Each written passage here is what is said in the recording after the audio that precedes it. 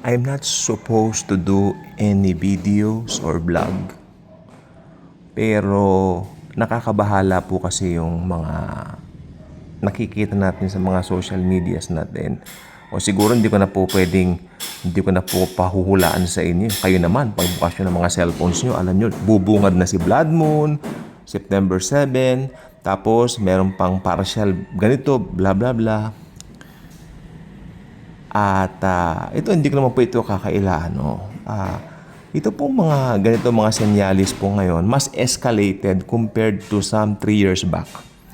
Nung lumabas si Rabbi Shlomo Yehuda aka Ide Hanuka. Pero ngayon, parang dead man ang mga tao sa kanya eh. Parang hindi na siya pinag-uusapan eh. Pero itong blood moon, escalated po talaga. Kasi meron po tayong blood moon nung November ng 2022. Nagkaroon din ng blood moon noong 2024. At may blood moon ulit. I mean, that's something na alam kong escalated po. Pero ako, hindi ko po alam whether mag-rapture o hindi sa September 23. Ito lang po ang sasabihin ko. Sa Bible lang po ako. Kasi mas maaga sa September 23 pwedeng mag-rapture na rin po.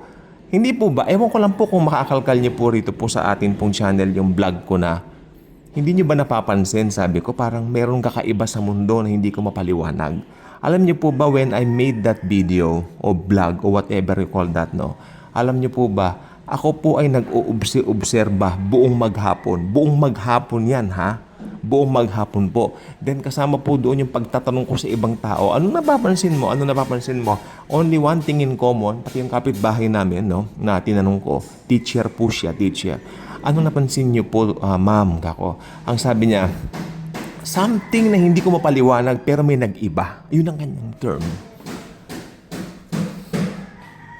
10 years ago, marami kami mga events like Bible studies, like going here, going there. You know, alam niyo yun, diba, when you are involved into evangelization. Siguro dahil during that time, lalo na po 15 years back, 2010, we even go to some hospitals to evangelize during that time at ang iinit ng mga Kristiyano naong mga panahon na yaon. That's one thing na, para po sa akin, ewan ko po sa inyo, that's one thing na parang nawala na po ngayon. I'm so sorry to say, parang nawala na po ngayon. Mostly, I mean, what? More on shows, more on mga churches po ito sinasabi ko more on events, anniversaries. Yung pinakamahalaga po nakalimutan. I'm not condemning anyone. Kaya nga po itong Daily Good Vibes channel, ang pinaka-purpose po nito, evangelization of the gospel of Jesus Christ, the grace of Jesus. It's so sad. Kaya, ito naman pong sabi ko sa inyo, kaya mag-rapture, makinig po mabuti itong stand ko ito, kaya mag-rapture, kaya hindi sa September 23. Sa Bible lang po ako. Okay? Pwedeng mas maaga pa doon ang rapture. Pwedeng mamaya na. Pero ito lang pong sasabihin ko isa lang po, ang dami na nagbago sa mundo. Ang laki na nagbago sa mundo. Ugali ng mga tao, behavior ng mga bata, parang wala nang galang Parang puro makamundo na lang Laging nasa bar, puro bar ang hinahanap, magninegosyo, bar pa. Makadiyos ba yan? Hindi. Hindi yan makadiyos. Parang hindi nila hinahanap ang Diyos. Oo, alam ko worldly po sila, mga unbelievers sila, pero mas escalated ngayon yung hatak ng mundo.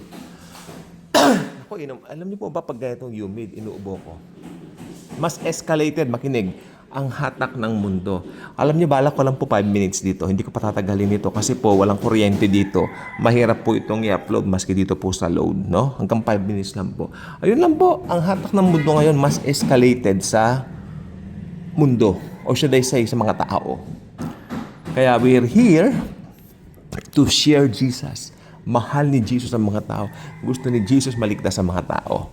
Kaya high time na po. Enough na yung mga in-spend natin time sa mga kamunduhan. Enough time na makilala nila si Jesus dahil tayo po ang ambassadors of Jesus. Tayo ang gagamitin ni Jesus to make Him known sa mga tao. Yun lang po. God bless everyone. Thank you, Jesus. Hallelujah.